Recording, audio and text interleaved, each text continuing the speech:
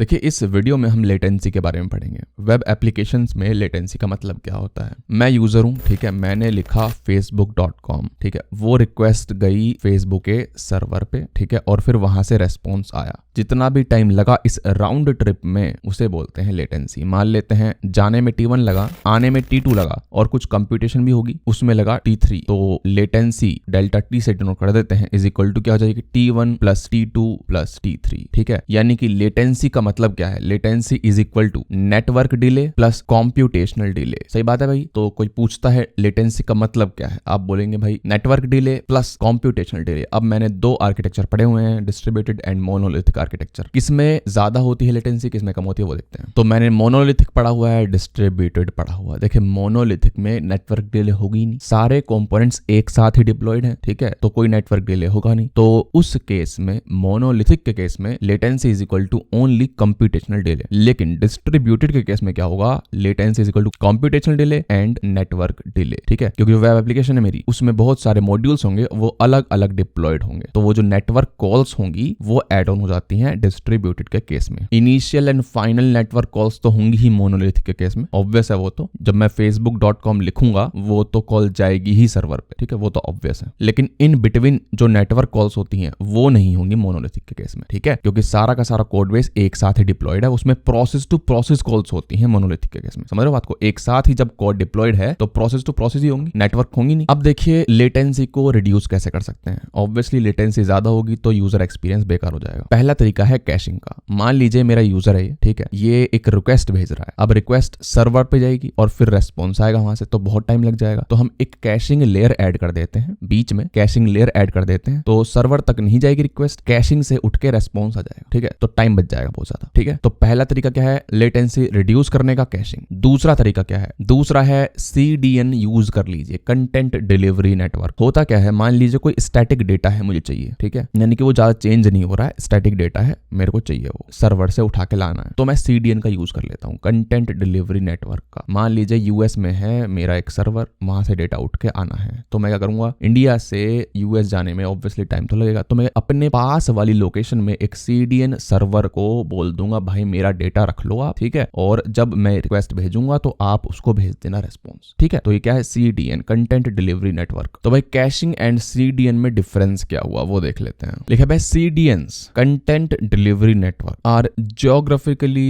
Distributed network of proxy servers. जैसे मैंने बताया, अब US में है, स्टैटिक कंटेंट है, मैंने इंडिया में डाल दिया एक सर्वर CDN का, ठीक है, बहुत बढ़िया। And their objective is to serve content to users more quickly. हाँ सही बात है, ये समझ में आता है। लेकिन कैशिंग क्या करती है, कैशिंग तो ये करती है या नहीं, देख लेते हैं। Caching is the process of storing information for a set period of time on computer. ये डिफरेंस है, यानी कि मैं कैशिंग को सर्वर पे ही सेट कर सकता हूँ। जैसे मान लीजिए fb.com लिखा, मैंने कुछ लिखा fb.com कुछ भी URL है, और मैं रिक्वेस्ट भेज रहा हूँ FB के सर्वर पे, ठीक है भाई, सर्वर है। CDN तो जियोग्राफिकली हम सेट कर देंगे कहीं पे पास में ही, ठीक है। लेकिन कैशिंग का मतलब क्या है, कैशिंग यानी कि जिस सर्वर पे मैं रिक्वेस्ट कॉल कर रहा हूँ, फेसबुक के मेन सर्वर पे मान लीजिए, ठीक है, वहीं पे मैं कैशिंग सेट कर दूंगा एक लेयर, ठीक है। जैसे कि एग्जांपल देता हूँ, एक फंक्शन है, ठीक है, 1000 लाइन का कोड है, 1000 लाइन का कोड है, फंक्शन है, फिर कुछ 1000 लाइन का कोड एग्जीक्यूट करने के बाद वो कुछ रिटर्न करता है, रिटर्न X, ठीक है, और वो X क्या है, 1000 लाइन के बाद कैलकुलेट होता है, ठीक है। और फंक्शन में पास क्या होता है, मान लो